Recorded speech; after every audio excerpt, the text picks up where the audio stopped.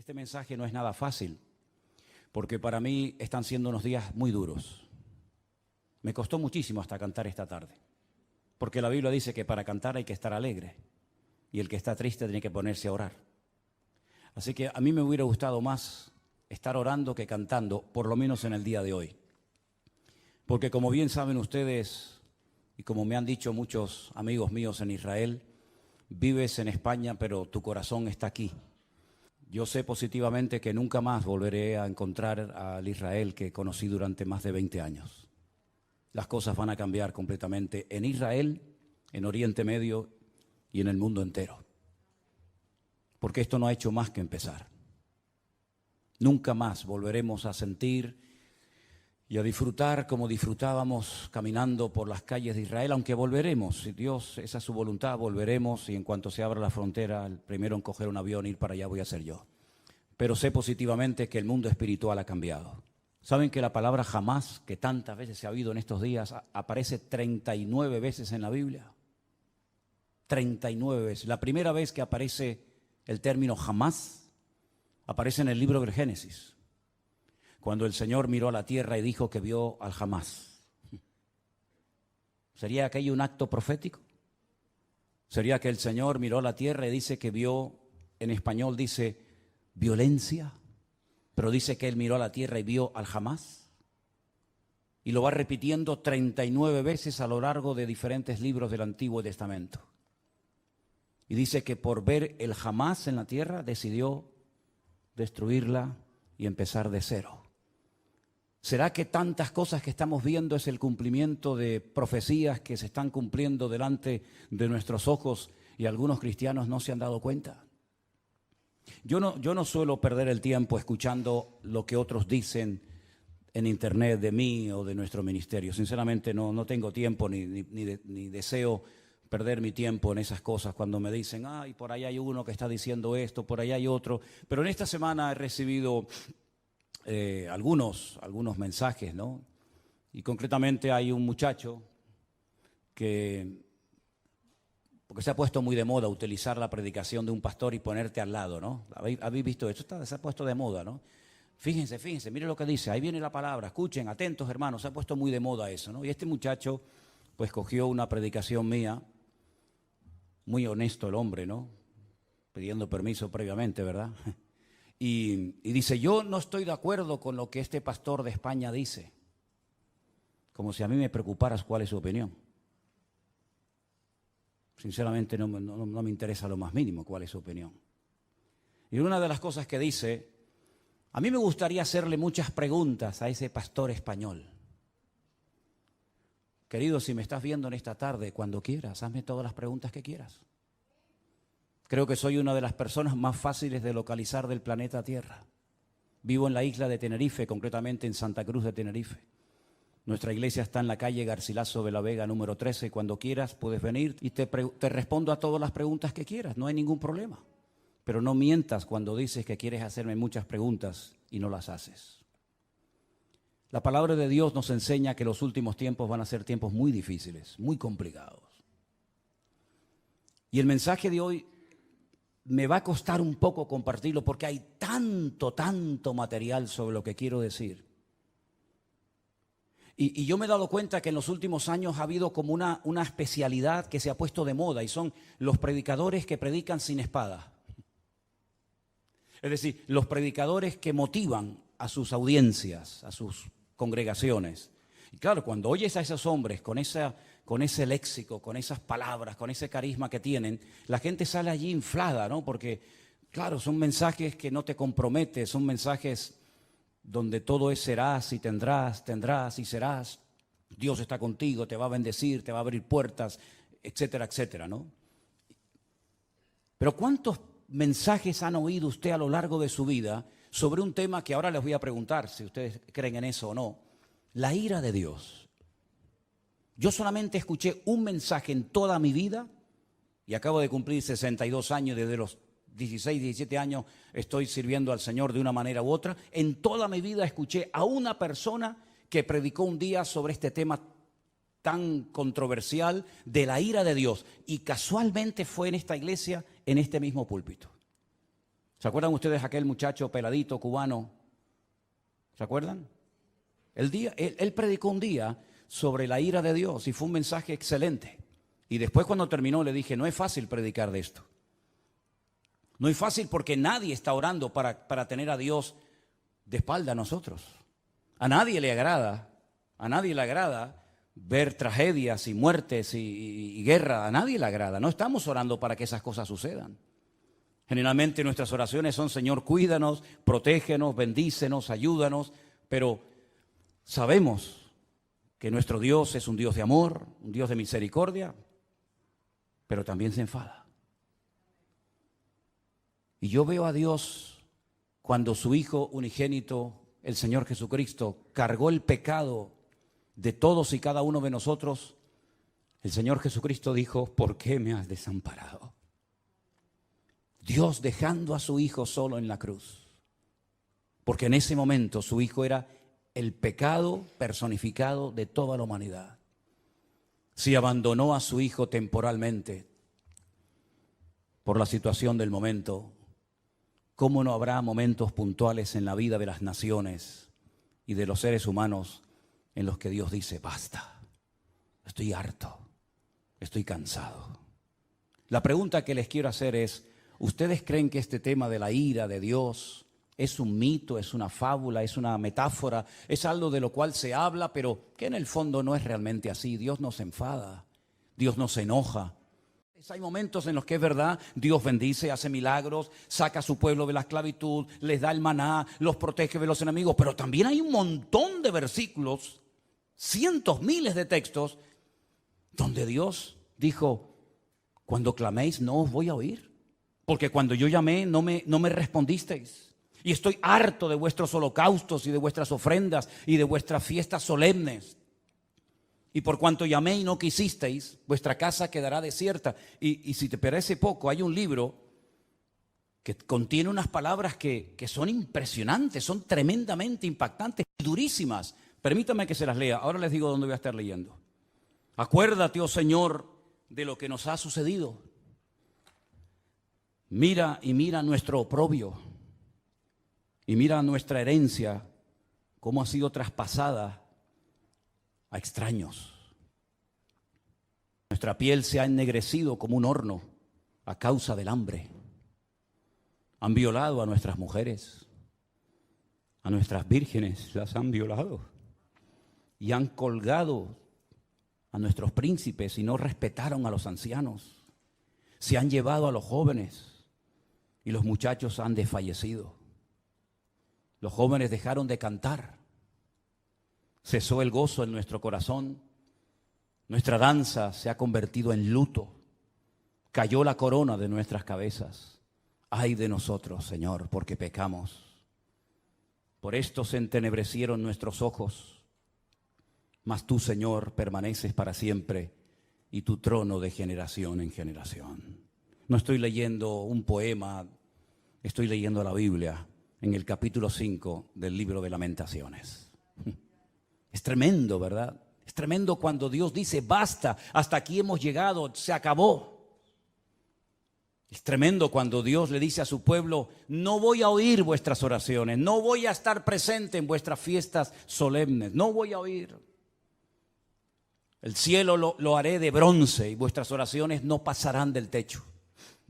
Es tremendo, ¿verdad?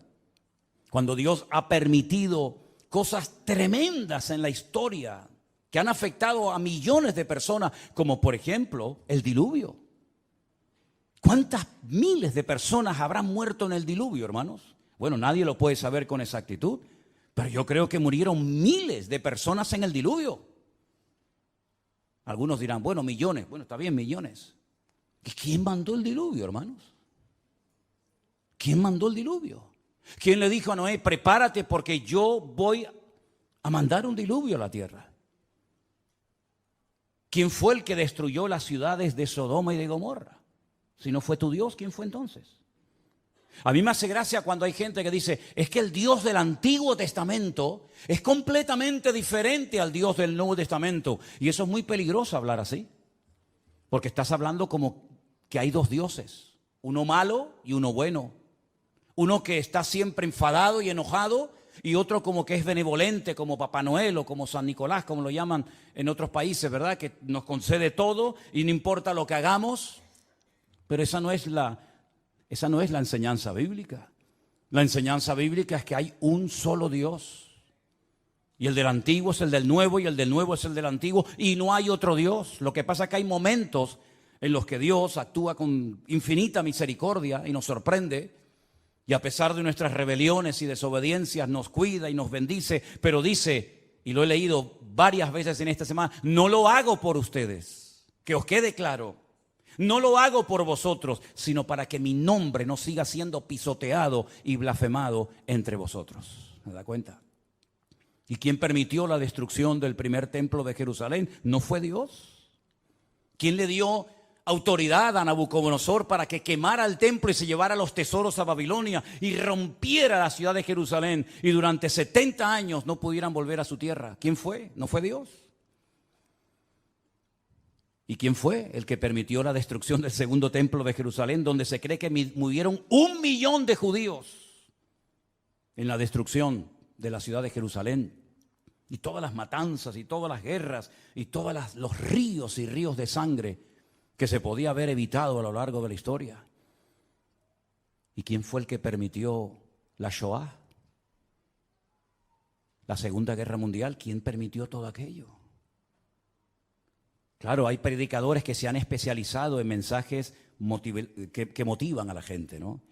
En mensajes de aliento, de ánimo. Hay tantos profetas y tantos pseudoapóstoles que cuando uno habla de la ira de Dios, del enojo, del enfado de Dios, como que se les mueve el piso porque dicen, no, yo no estoy de acuerdo con eso. Vuelvo a repetirles, yo no estoy en este lugar para que ustedes me aplaudan o me sigan o me admiren.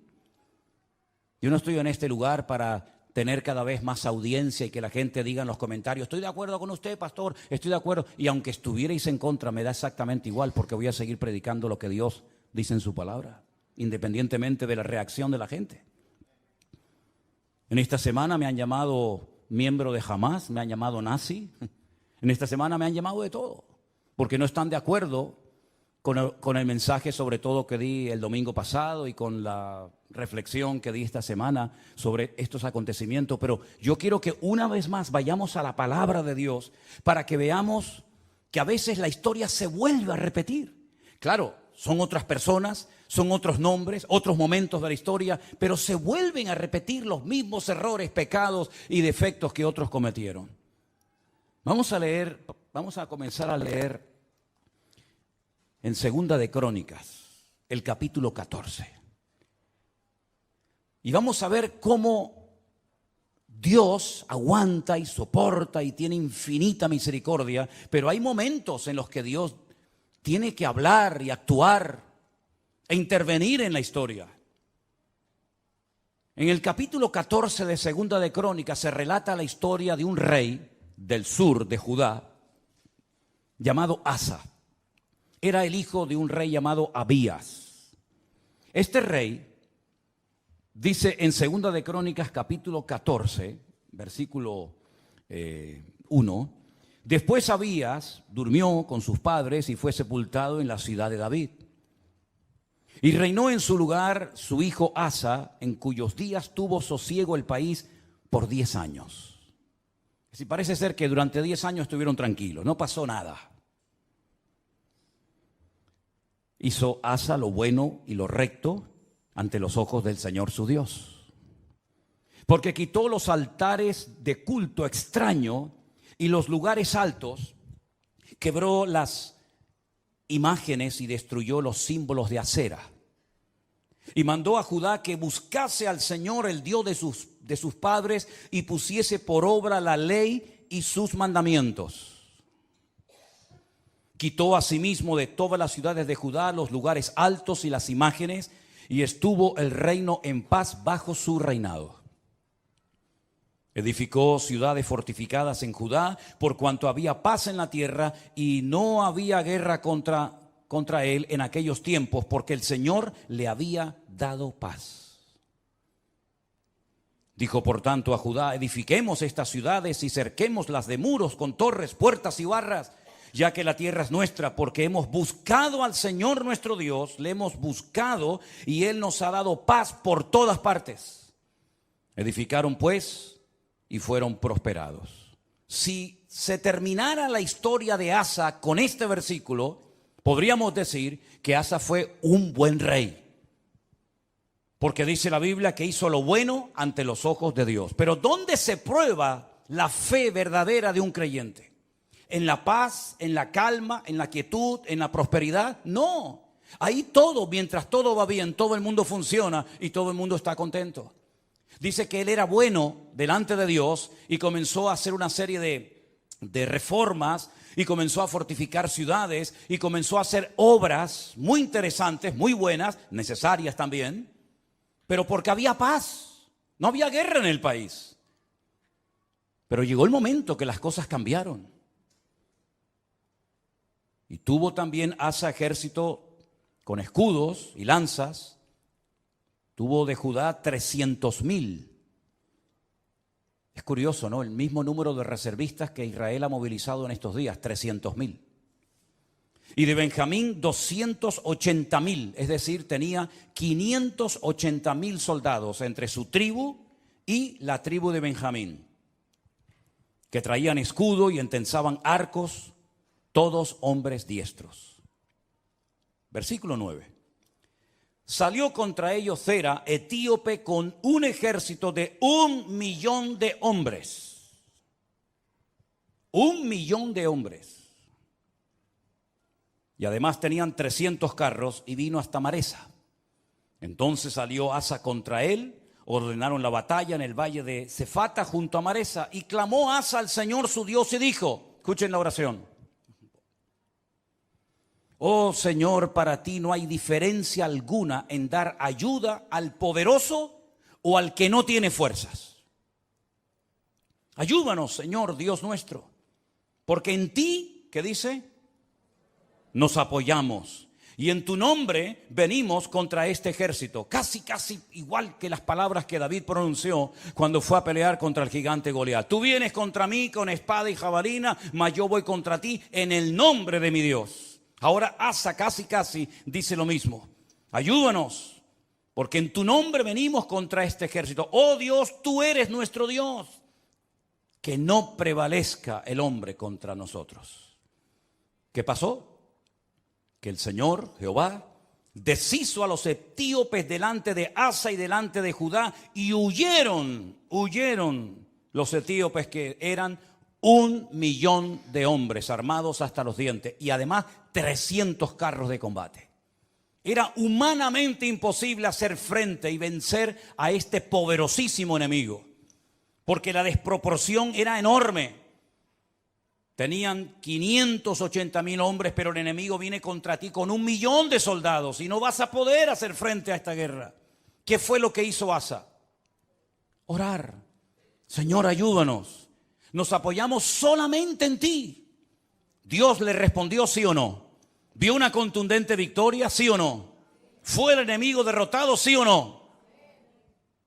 Bueno, con esta victoria ya Asa tenía que tener más que interiorizada y aprendida la lección de que si oramos y nos apoyamos solamente en Dios, Dios siempre nos va a ayudar. No importa el momento, no importa la dificultad, no importan nuestras limitaciones. Nosotros nos apoyamos en nuestro Dios, que no conoce ningún tipo de limitación, y siempre el Señor saldrá victorioso. ¿Cuántos dicen amén?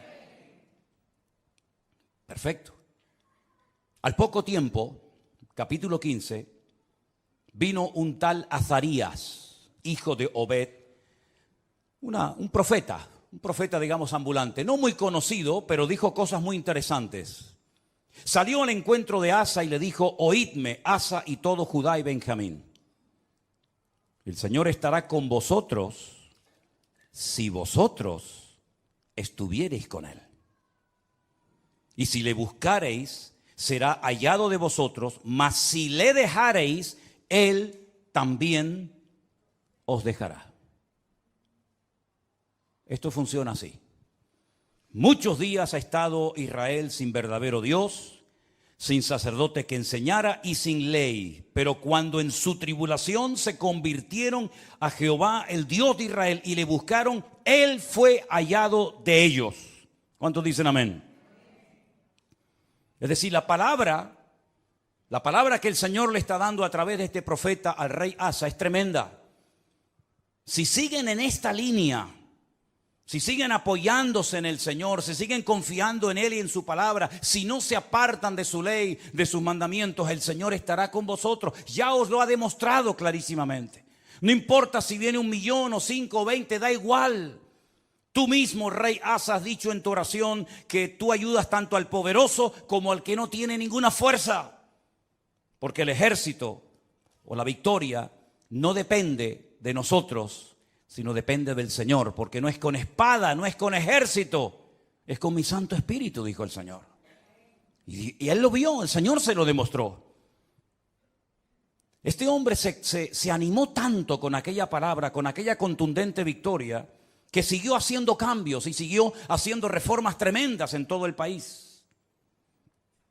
La Biblia dice que llevó al pueblo a un momento, a una reunión muy solemne, versículo 11, o 10 si quieren. Dice que se reunieron en Jerusalén en el mes tercero del año 15º del reinado de Asa, y en aquel mismo día sacrificaron para el Señor del botín que habían traído, escuche esto, 700 bueyes y 7,000 ovejas. Aquello tenía que ser un río de sangre terrible.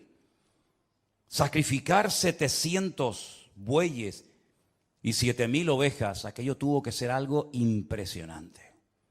Pero a él no le importaba darle todos estos sacrificios al Señor, porque él estaba contento, él estaba agradecido, porque él había visto la mano de Dios poderosa. Y además dice que prometieron, versículo 12, solemnemente que buscarían a Jehová, el Dios de sus padres, de todo su corazón y con toda su alma. Lo juraron delante de Dios. Se tomaron en serio este juramento. Y cualquiera que no buscase al Señor, el Dios de Israel, que muriera, fuera grande o pequeño, hombre o mujer. Juraron al Señor con gran voz y júbilo, al son de trompetas y bocinas. Y todos los de Judá se alegraron en este juramento, porque de todo corazón lo juraban y toda su voluntad lo buscaban, y fue hallado de ellos, porque el Señor les dio paz por todas partes. ¿Cuántos dicen amén? Va bien la historia, ¿no? Va bien, vamos bien, vamos bien. El hombre está siendo bendecido, el hombre está siendo usado, Dios está dando paz, Dios está respondiendo a su oración, el enemigo está siendo derrotado y humillado. Vamos bien, gloria a Dios, gloria a Dios. Hace una cosa muy interesante. Estaba el hombre tan entusiasmado y tan contento con su Dios que hasta a su propia madre la puso en su sitio. Miren lo que le dice a su madre, o lo que hace con su madre en el verso 16. Aún a Maaca, la madre del rey Asa, cuidado, no era una cualquiera, era su propia madre, la depuso de su dignidad, porque había hecho una imagen de acera, y Asa destruyó la imagen y la desmenuzó y la quemó junto al torrente del Cedrón. A su propia madre le dijo: no voy a permitir, por muy madre que seas de mí, que tengamos entre nosotros una imagen de esta acera. La destruyó, la desmenuzó y le prendió fuego en el torrente de Cedrón, ese torrente, ese barranco que hay entre el monte Moriah del templo y el monte de los Olivos. Le prendió fuego. Y en el versículo 18 dice que trajo a la casa de Dios, al templo, todo lo que su padre había dedicado y lo que él había consagrado. Y dice: plata, oros, utensilios, llevó un montón de cosas. La generosidad brotó en su corazón. Y dijo: voy a llevar a la casa de Dios, al templo, oro y plata y utensilios de todo tipo. Tremendo. Si terminara, repito, la historia del rey Asa con este capítulo, podríamos marcharnos a casa diciendo: gloria a Dios, por fin nos encontramos un buen rey. Porque lamentablemente no todos fueron buenos, hubieron algunos que fueron terribles. Pero este por lo menos fue bueno. Pero es que la historia continúa. La historia nos lleva al capítulo 16, donde dice que en el año 36 de su reinado, tuvo mucho tiempo como rey, subió Baasa, el rey de Israel, el que estaba en el norte. Ya el país se había dividido. Recuerden esto, hermanos. Estaba Judá al sur con la tribu de Benjamín, y las 10 tribus al norte adoptaron el nombre de Israel. Y entonces el rey de Israel, en este caso se llamaba Baasa, va contra él, fortifica la ciudad de Ramá para no dejar salir ni entrar a ninguno ¿Y qué es lo que hace Asa? Se supone que tenía que hacer exactamente lo mismo que ya había hecho y que le había dado tan buenos resultados, ¿sí o no? Orar, clamar al Señor, apoyarse en el Señor y poner en práctica el juramento que habían hecho. Nos apoyaremos en ti, confiaremos en ti. Lamentablemente no hizo eso, no lo hizo. ¿Qué es lo que hace? Sacó Asa la plata y el oro de los tesoros de la casa de Dios. Es decir, ayer los entregué al Señor, hoy los vuelvo a tomar. Ayer los consagro para uso exclusivo del templo y ahora tomo todo eso que no es mío, son parte de los tesoros de la casa de Dios, y lo que hace es que se los envió a un tal Ben-Hadad, rey de Siria, que estaba en Damasco. ¿Y este qué pinta aquí? ¿Quién es este rey de Siria, este tal Ben-Hadad? ¿Qué pinta este hombre en todo esto? Bueno, le dijo: hay alianza entre tú y yo como la hubo entre tu padre y mi padre.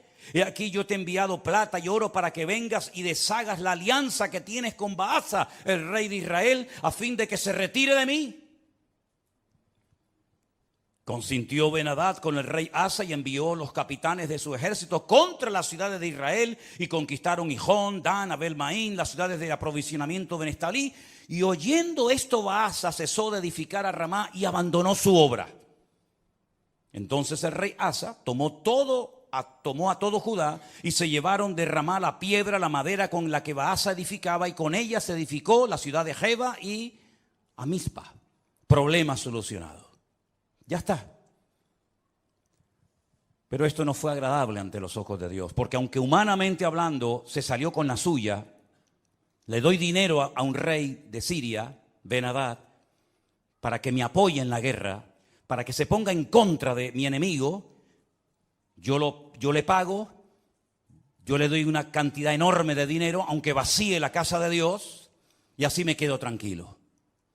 Pero es que resulta que en aquel tiempo a los profetas, y lo dicen otros textos de la Biblia, se les llamaba videntes, porque eran los que veían, los que leían las circunstancias, los que interpretaban el mundo espiritual. Por eso se les llamaba por un tiempo a los profetas videntes, porque veían más allá de lo natural. Porque lo natural, como he dicho muchas veces, es un reflejo de lo espiritual. Y ahora viene este vidente, este profeta, y le dice al rey Asa: por cuanto te has apoyado en el rey de Siria y no te apoyaste en el Señor tu Dios, por eso el ejército del rey de Siria se escapó de tus manos. Los etíopes y los libios no eran un ejército numerosísimo con carros y mucha gente de a caballo. Le recuerda el pasado, le recuerda la historia, lo que Dios hizo por él.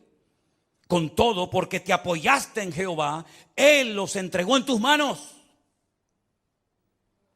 Porque los ojos del Señor contemplan toda la tierra para mostrar su poder a favor de los que tienen corazón perfecto para con Él. Y ahora le dice: locamente has hecho esto. Locamente has hecho esto. Porque de aquí en adelante habrá guerra contra ti. Has abierto una brecha, has abierto una puerta en el mundo espiritual, y a partir de hoy tu vida va a cambiar radicalmente, pero para mal, no para mejor. ¿Qué hubiera hecho usted, hermano y hermana, o yo, si nos viene un profeta como este, Hanani, y nos amonesta y nos dice esta palabra? ¿Qué hubiéramos hecho? Señor, perdóname, lo siento. Así como el profeta Natán, ¿se acuerdan cuando fue a la casa del rey David y le dijo: tú eres ese hombre, tú has pecado por culpa tuya? El nombre de Dios ha sido blasfemado y pisoteado en el mundo de los gentiles. Y David dijo: Señor, perdóname, no quites de mí tu Santo Espíritu, ¿verdad? Y ten piedad de mí, etcétera, etcétera. Lo mismo tendría que haber hecho Asa, ¿sí o no? Era un hombre de Dios, conocía la palabra, había visto el poder de Dios en su vida, en su reinado. Lo lógico hubiera sido decir: perdóname, Señor, lo siento mucho, he dado un mal ejemplo al país, sacando los tesoros de la casa de Dios y dándoselos a un pagano para que me ayude, como si no tuviéramos un Dios más poderoso que el rey de Siria, Ben-Hadad. ¿No te das cuenta, querido hermano, que cada vez que te apoyas en algo o en alguien que no es Dios, el que se lleva la gloria no es Dios, sino el que en la persona en la que te has apoyado? Locamente has actuado. Tú, un hombre de Dios, no tiene que actuar de esta manera. Un pueblo que conoce a su Dios no puede caer en estos errores. ¿Qué dije el domingo pasado? Hay cosas que se hacen en este país, o en el tuyo, o en muchas naciones de la tierra, que no es que estén bien, pero bueno, digamos que no afectan tanto al mundo espiritual. Pero Israel no puede permitirse ser como los demás. Israel no puede imitar a los demás perdiendo su identidad, apoyándose en lo que nunca tenían que haberse apoyado y olvidándose de su Dios. Porque Israel no es un país cualquiera. Israel tiene que ser un punto de referencia para todo el mundo. Tiene que ser una luz entre las naciones, que ese fue el propósito por el cual, o uno de los propósitos por el cual Dios los llamó. Así que has actuado locamente porque tú tenías que haberte apoyado en el Dios Todopoderoso, que te ha demostrado que es un Dios poderoso y que no importa si vienen 1 millón o 20 contra ti, el Señor te va a librar. Y como hemos cantado esta tarde, y espero que no solamente haya sido una canción, sino algo que tenemos claro en nuestra vida: por un camino vendrán y por 7 huirán. Y él sabía ese versículo que hemos cantado en esta tarde. Pero ¿qué pasó? Versículo 10. Se enojó Asa contra el vidente. Se enfadó contra el profeta. Lo mete en la cárcel porque se encolerizó grandemente a causa de esto. No le hizo gracia la palabra del profeta Hanani. No le gustó. Oprimió Asa en aquel tiempo a algunos del pueblo. Mas he aquí, los hechos de Asa, primeros y postreros, están escritos en el libro de los reyes de Judá y de Israel. Ahora escucha bien. En el año 39, pocos años después de su reinado, este rey enfermó gravemente de los pies. Y en su enfermedad, ¿a quién buscó? A los médicos. Como diciendo, ni en mi enfermedad me voy a humillar delante de Dios. No está mal ir a los médicos, ni mucho menos.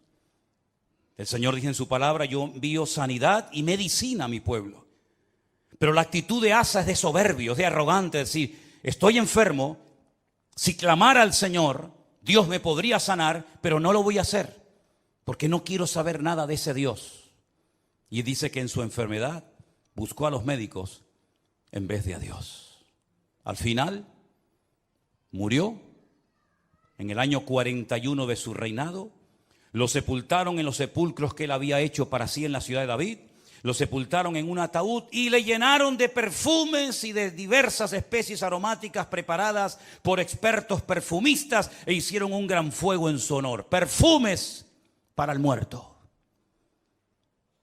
Y ahí se acaba la vida y el reinado de Asa. ¿Qué les parece?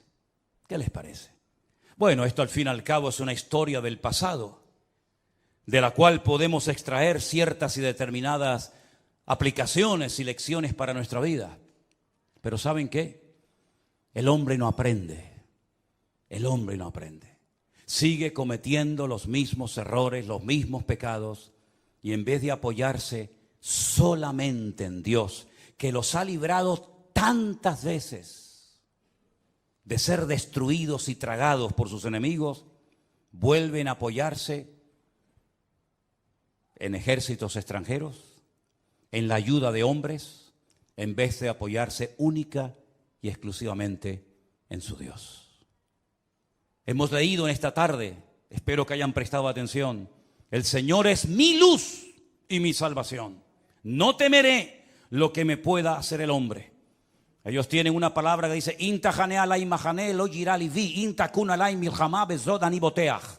aunque un ejército acampe contra mí, no temerá mi corazón. Aunque contra mí se levante en guerra, yo viviré confiado. Eso es lo que dice la palabra. Pero eso no puede ser solamente un texto bíblico. Eso tiene que ser una realidad cada día de nuestra vida. Dejemos por un momento a Israel a un lado. Tú, cuando tienes problemas económicos, y cuando tienes problemas matrimoniales, o cuando tienes problemas de cualquier otra índole, ¿en quién te apoyas? ¿En quién pones tu confianza?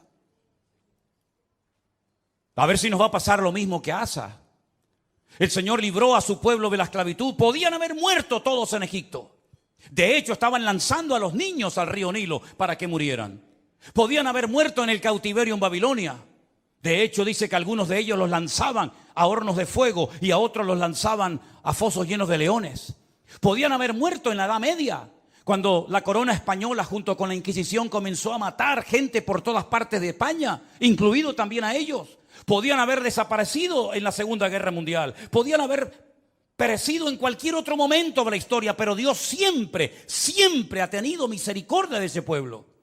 Cuando estaban con la soga hasta el cuello, en su angustia invocaban a Dios y Dios les respondía. Y han demostrado a lo largo de la historia que no importa si son poquitos o muchos, la mano del Señor siempre ha estado con ellos. En 1967, 5 naciones tremendamente poderosas con un odio tremendo contra ellos. Porque no solamente sus enemigos se conforman con echarlos al mar, como decían los jordanos en su momento, con echarlos al agua, sino con arrasarlos, que no haya ni un solo judío en toda la faz de la tierra, nunca más. Ya lo intentaron los griegos, lo intentaron los romanos, ya lo intentó mucha gente.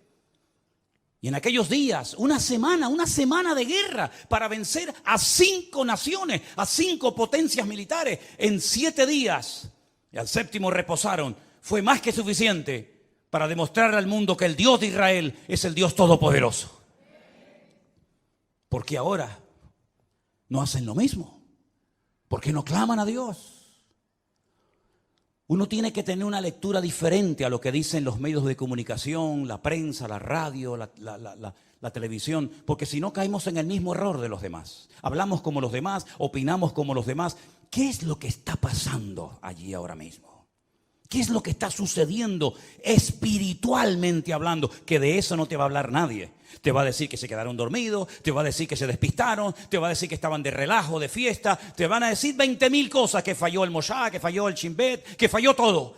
Pero ¿quién va a dar una lectura espiritual de toda esta cuestión? Nuestra fuente de información no es Internet. Nuestra fuente de información no son los periodistas. Nuestra fuente de información es la Biblia, es la palabra de Dios. ¿Cuántos dicen amén?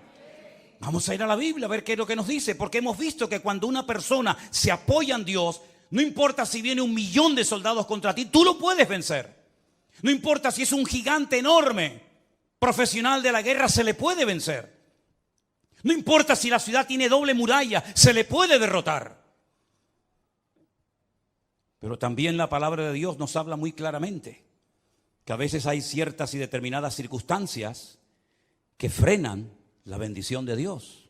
En Isaías, capítulo 24, miren qué texto tan impresionante.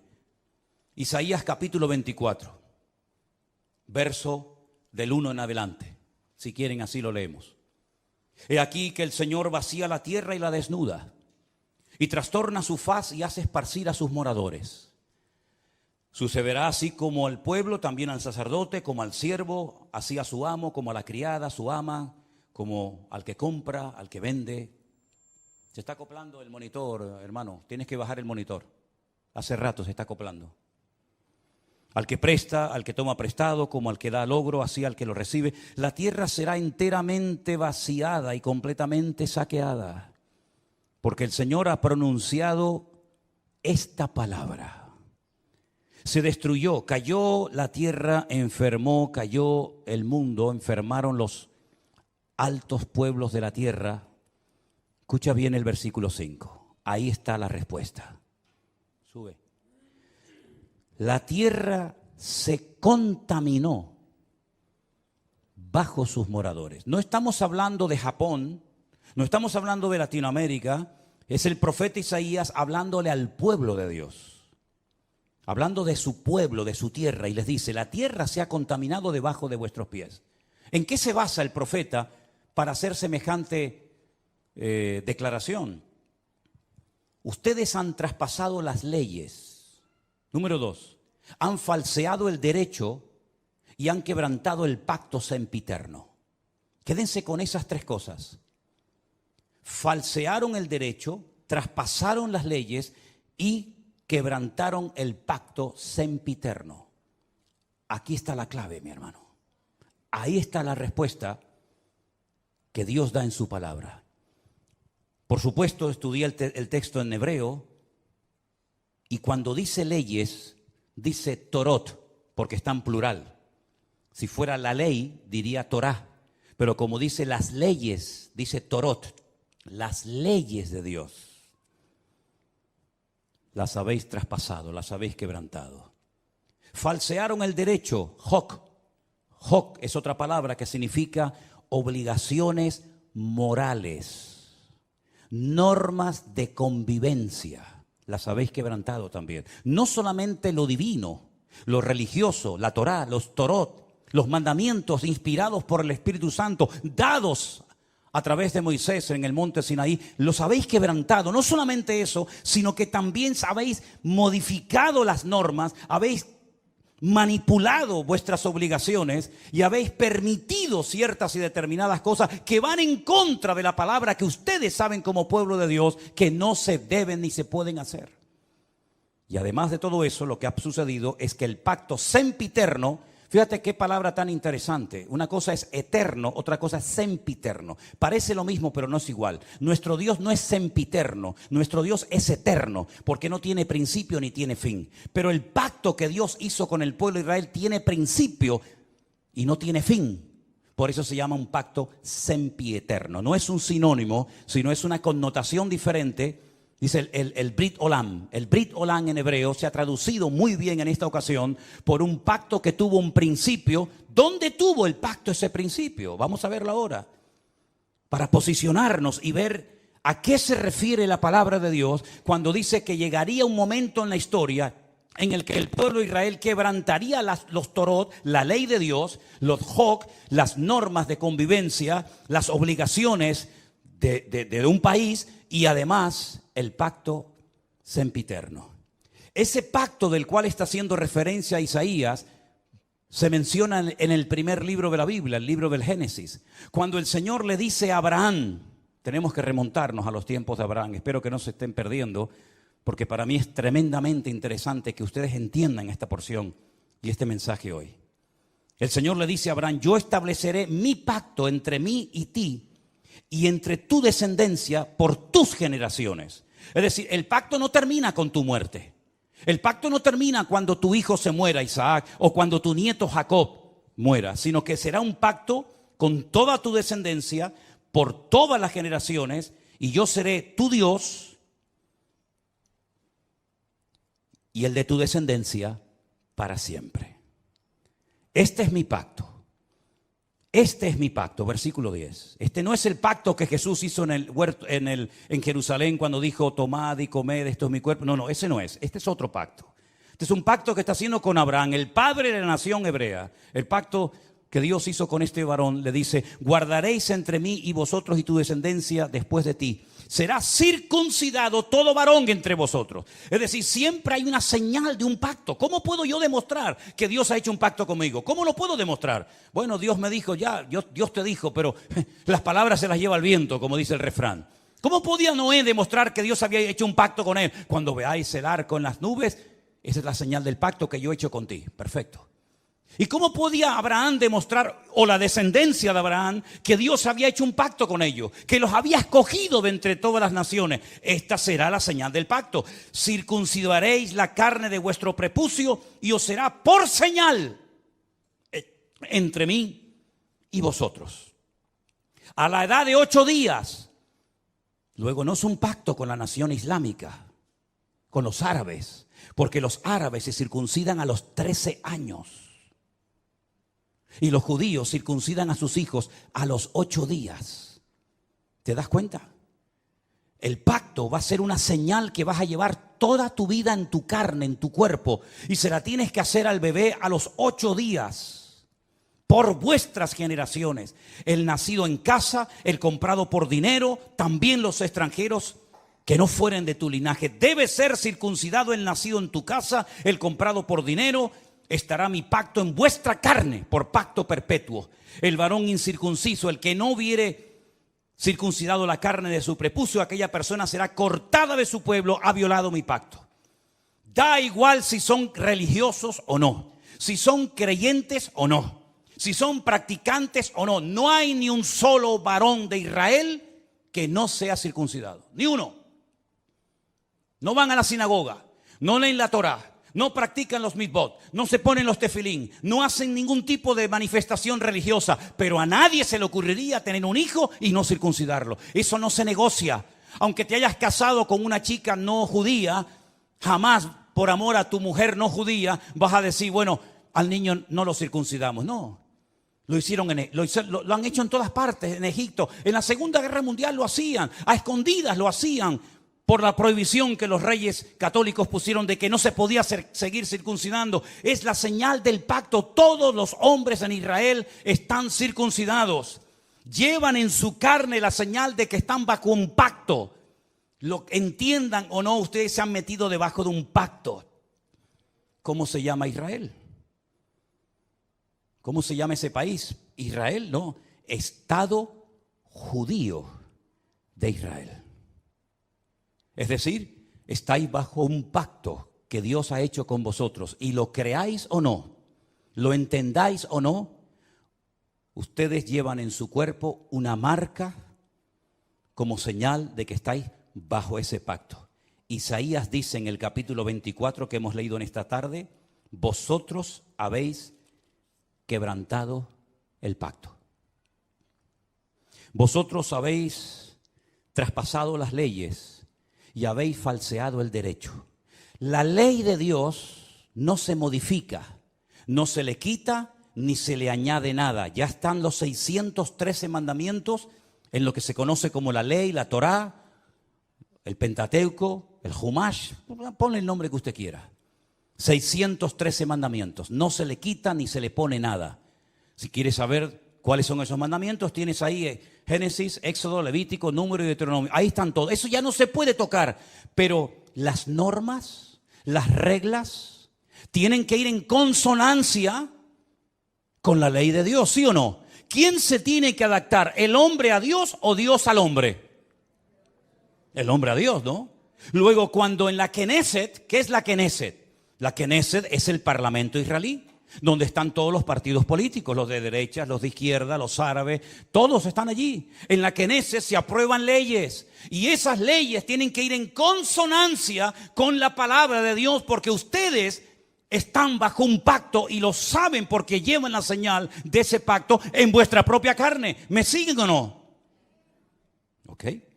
Vamos a conocer al presidente del parlamento israelí. Se los presento a todos ustedes. Ahí lo tienen.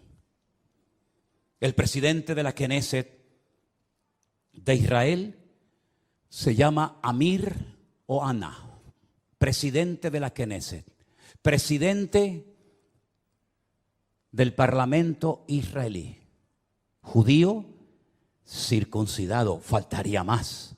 Veamos lo que nos dice la Wikipedia en su vida personal. El señor Amir Ohana y su pareja Alon Haddad formaron una familia homoparental con un hijo y una hija que concibieron a través de la subrogación gestacional de una mujer de Oregón, Estados Unidos.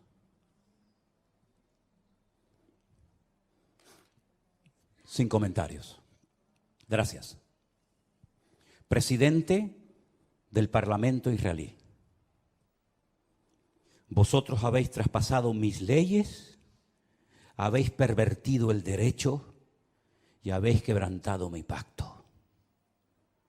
Alguien dijo, no es una frase mía, cuando nos distanciamos de Dios y de su palabra, ponemos nuestra vida en peligro.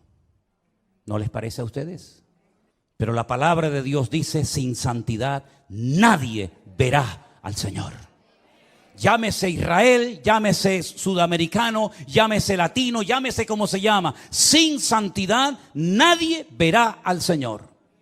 No es un título, una nacionalidad, un pasaporte lo que nos salva, sino el apoyarnos única y exclusivamente en Dios y en su palabra.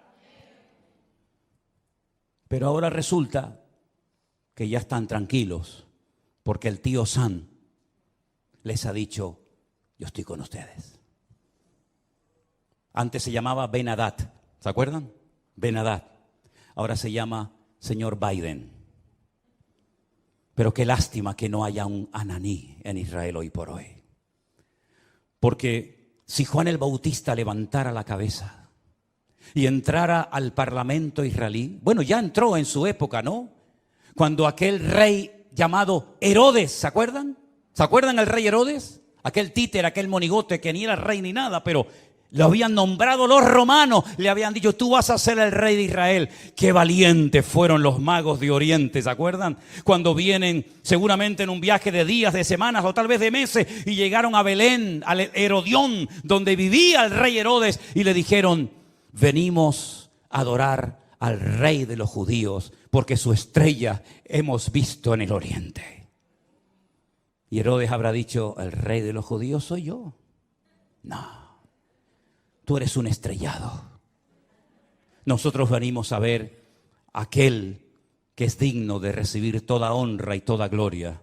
Y dice que cuando llegaron, se postraron y lo adoraron, ofreciendo sus tesoros de oro, incienso y mirra. A ese rey